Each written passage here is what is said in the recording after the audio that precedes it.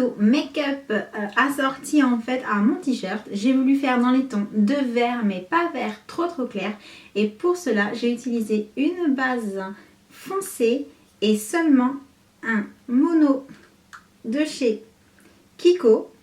Enfin, si j'arrive à l'ouvrir. Que voici! Comme d'habitude, je prends ma base à paupières, cette fois-ci celle d'Urban Decay, et j'en mets sur toute ma paupière mobile ainsi qu'un petit peu en dessous de l'œil. Puis j'attrape ma base Sculpt de Sigma pour dessiner en fait la forme du maquillage que je veux pour la suite et pour donner plus d'intensité au fard que je vais poser par-dessus. Donc j'étire beaucoup sur l'extérieur pour faire un petit peu comme un œil de chat et j'en mets un tout petit peu en ras de cils inférieur dans la continuité en fait de la ligne et cela va donner un regard plus allongé et un petit peu plus étiré.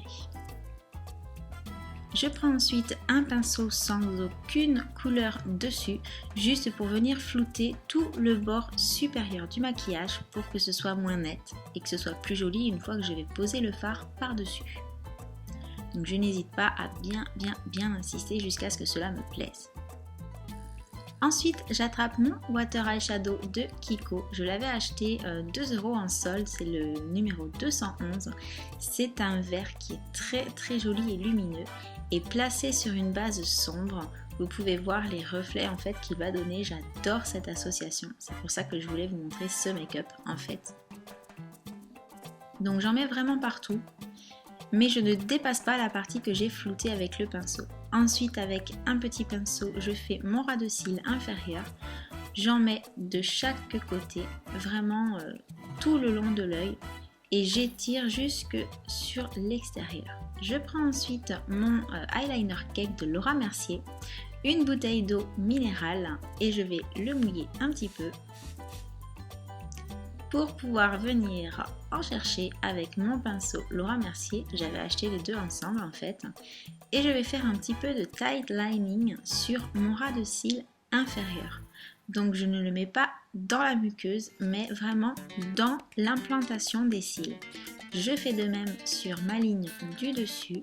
Donc je passe par en dessous pour vraiment le mettre dans les cils et non pas dans la muqueuse. Très important.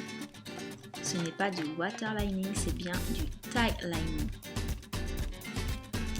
Je fais pareil de l'autre côté, bien sûr. Et pour ma waterline, je vais prendre un crayon couleur chair pour quand même garder un regard assez ouvert et j'en mets dans toute ma muqueuse interne. Je reprends ensuite mon eyeliner cake puisqu'on peut s'en servir d'eyeliner tout à fait basique. Ce que je vais faire, donc je ne commence pas vraiment à l'intérieur de l'œil mais seulement à partir du premier tiers pour toujours donner une impression de regard plus étiré et plus allongé. Je fais pareil de l'autre côté, comme d'habitude. Je vous ai ensuite épargné l'étape du recourbe-cils et je passe directement au mascara. Donc j'ai choisi le Big Eyes parce que je suis en train de le tester. Donc avec la grosse brosse, je fais mes cils du haut. Avec la petite, je fais mes cils du bas. Et je vais, grâce à elle, venir un petit peu compléter les cils que je n'ai pas pu attraper avec la plus grosse brosse. Je passe ensuite à mes sourcils. Cette fois-ci, je prends un crayon de chez Makeup Academy. Ce n'est pas forcément ce que j'utilise le plus souvent, mais de temps en temps, ça me prend. J'ai envie de prendre un simple crayon.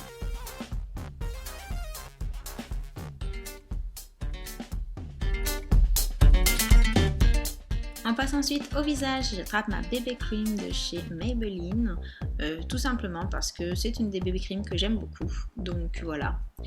Ensuite, je vais bien entendu venir cacher ces vilains cernes. Je dors très mal en ce moment et c'est vrai que je suis assez marquée. Donc j'en profite pour donner un petit peu plus de lumière et également sur le nez. J'estompe tout ça. Cela prend un petit peu de temps, mais l'estompage est vraiment très important et il permet de finir le maquillage des yeux puisque je vais vraiment venir étirer sous l'œil et ainsi redéfinir la ligne du dessous du maquillage. Pour les bords, j'aime bien utiliser mes doigts pour estomper encore plus.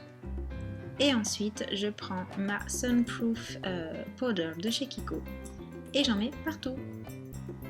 Pour réchauffer un petit peu tout ça, le bronzer de la collection limitée Kiko de cet été. Et on n'oublie pas de descendre dans le cou. Un blush de chez Famous Cosmetics, très flashy dans le pan, mais pas autant quand on l'estompe bien sur les joues. Donc surtout là, ne pas oublier l'étape de l'estompage. Un petit peu de Dazzling Highlighter grâce à Kiko.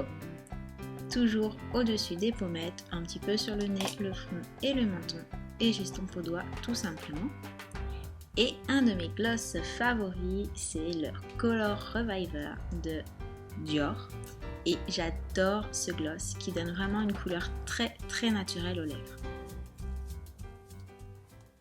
Voilà, ce petit make-up est terminé, j'espère qu'il vous aura plu. Comme d'habitude, si vous avez des questions, des commentaires ou quoi que ce soit à me demander, surtout n'hésitez pas, juste en dessous de la vidéo, c'est fait pour ça.